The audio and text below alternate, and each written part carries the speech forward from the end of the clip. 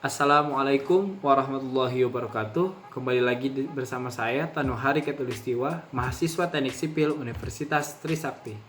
Di sini saya akan membahas mengenai kepadatan tanah atau soil compaction. Kepadatan tanah. Pengertian daripada pemadatan tanah didefinisikan sebagai proses menaikkan berat unit tanah dengan memaksa butiran-butiran tanah menjadi lebih rapat dan mengurangi pori-pori udara, atau dengan kata lain, pemadatan merupakan usaha mempertinggi kepadatan tanah dengan pemakaian energi mekanis untuk menghasilkan kemampatan partikel. Di mana kita bisa lihat di sini, ini tanah yang belum dipadatkan dan ini tanah yang sudah dipadatkan. Kita bisa lihat partikel-partikelnya, ya. Di sini sudah rapat.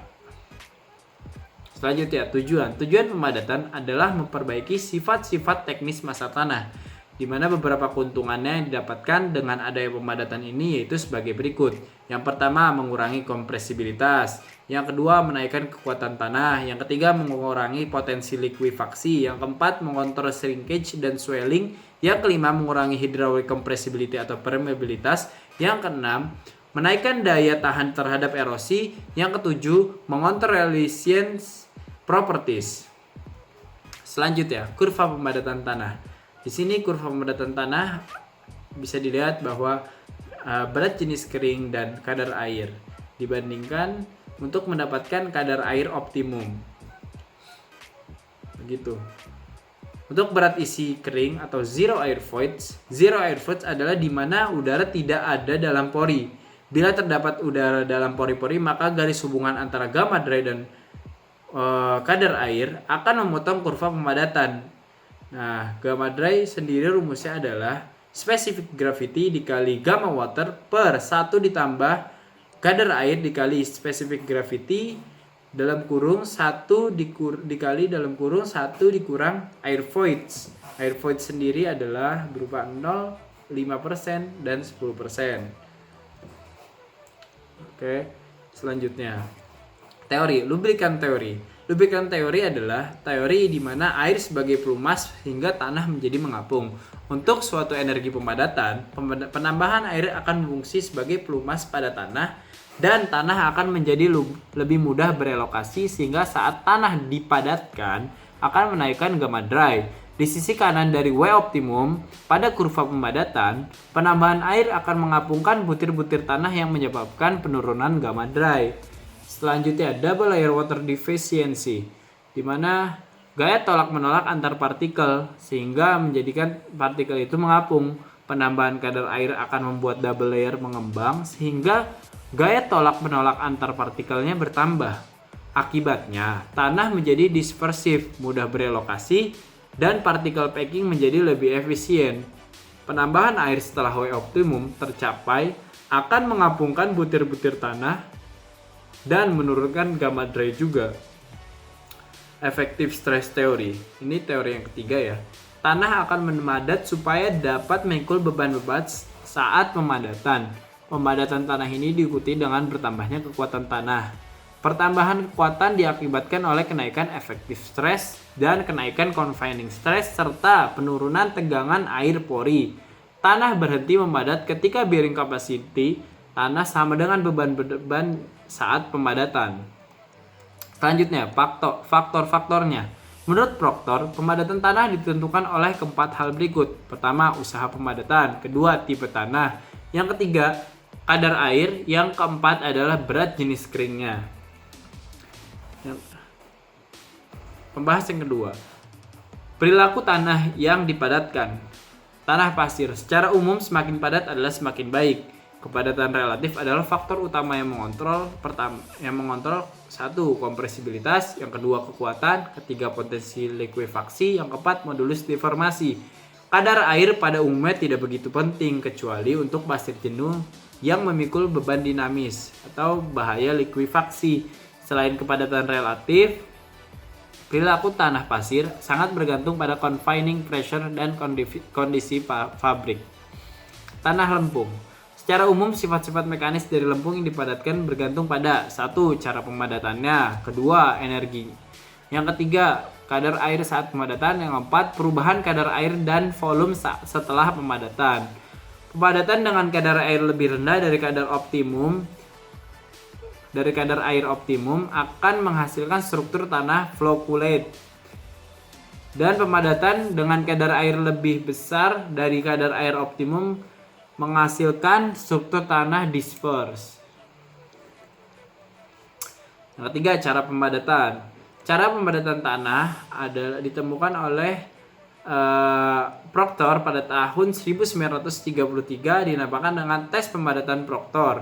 Dilakukan untuk mendapatkan kurva pemadatan yang mencerminkan hubungan antara berat jenis kering dan kadar air optimum. Terdapat dua macam tes pemadatan, satu Proctor standar, dua Proctor modifikasi. Alat uji Proctor yang membedakan dari spesifikasi peralatan tes Proctor standar dan Proctor modifikasi adalah di mana berat hammernya yang berbeda dan tinggi jatuhnya pun berbeda. Bisa dilihat bahwa berat hammernya dan jumlah layernya juga berbeda. Untuk jumlah pukulannya sama. Untuk volume moldnya pun sama seperti 30 feet. Dan di sini kita bisa lihat perbedaan ukurannya dari Proctor modifikasi dan Proctor standar. Selanjutnya langkah kerja uji Proctor. Yang pertama kita ambil sampel tanah dari kuari. Untuk yang standar kita ambil 25 kilo tanah, dan untuk yang modifikasi kita ambil 50 kilo tanah, dimasukkan ke dalam karung lalu dibawa ke dalam laboratorium. Setelah itu sampel tanah tersebut dikeringkan di bawah sinar matahari hingga kering udara. Setelah kering udara, jika tanah itu merupakan tanah berbutir halus, maka dia menggunakan saringan nomor 40. Jika dia berbutir kasar, maka dia menggunakan saringan nomor 10. Setelah itu, tanah setelah disaring, maka dimasukkan ke dalam 5 mold yang memiliki variasi kadar air yang berbeda-beda. Yang membedakan tadi juga untuk ukuran diameter moldnya, untuk yang modifikasi adalah 6 inch dan untuk yang standar adalah 4 inch. Dan untuk lapis daripada mold ini untuk yang modifikasi adalah 5 lapis, untuk yang standar adalah 3 lapis. Setelah ditentukan dari 5 mold ini, tanah ini dipukul sebanyak 25 kali pukulan. Setelah itu contoh soal, di mana saya memiliki soal bila data hasil uji pemberatan Proctor adalah seperti di bawah. Dapatkan density maksimum kering dan kadar air optimum bila spesifik gravity-nya 2,6. Juga gambarkan zero air void-nya. Seperti data ini, kita sudah dapatkan density-nya. Maka kita tidak menggunakan rumus yang ini. Kita langsung menggunakan rumus yang ini, yaitu density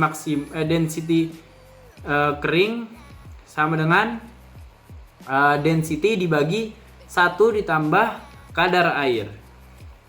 Maka di sini kita mendapatkan dari dry density-nya. Kita contoh perhitungannya seperti ini. 1,8 density-nya dibagi oleh 1 ditambah oleh W atau kadar air 9,6% sama dengan 1,64. Begitu juga cara-cara selanjutnya. Setelah mendapatkan ini, dry density-nya dengan kadar airnya diplotkan ke dalam grafik ini. Setelah itu kita mendapatkan bahwa W optimumnya berada pada 16%, kadar air 16%, dan gamma dry maksimumnya 1,81 gram per meter kubik. Untuk menghitung zero air voids-nya, di mana kita memiliki data-data seperti water content 10 hingga 20%. Setelah itu juga kita memiliki air voids-nya 0%, 5%, dan 10%. Untuk contoh perhitungannya saya memakai yang air voids-nya sama dengan 10%. Maka rumusnya adalah dry density sama dengan specific gravity dikali water density per 1 ditambah kadar air atau water content dikali specific gravity dikali lagi dengan dalam kurung 1 min air voids-nya. Maka 2,6 adalah specific gravity yang ada dalam soal. 1 adalah merupakan water density dibagi oleh 1 ditambah 10% dikali 2,6. 10% merupakan water content yang ada untuk menghitung zero air void-nya. Maka didapatkan hasil seperti ini dengan memasukkan juga air voids-nya 0%, maka didapatkan hasil 2,06. Maka semua ini kita hitung seperti ini, maka akan mendapatkan untuk mendapatkan garis yang 0%, kita memplotkan antara ini water content-nya dengan hasil dari perhitungan air void-nya yang 0%. Begitu juga yang 5% dan 10%. Maka kita dapatkan seperti ini untuk garisnya. Lalu perhitungan air void optimumnya merupakan untuk mencari di mana sih titik air voids-nya, apakah sesuai dengan W optimum dan gamma dry max-nya. Ternyata terdapat di 1,4%, dengan penghitungannya adalah 1 dikurang gamma dry maksimum dibagi specific gravity dikali 1 dalam kurung 1 ditambah 16% merupakan W optimum dikali 2,6 yaitu specific gravity-nya, dan ketemu hasilnya 1,4%. Sudah, sekian. Terima kasih teman-teman. Wassalamualaikum warahmatullahi wabarakatuh.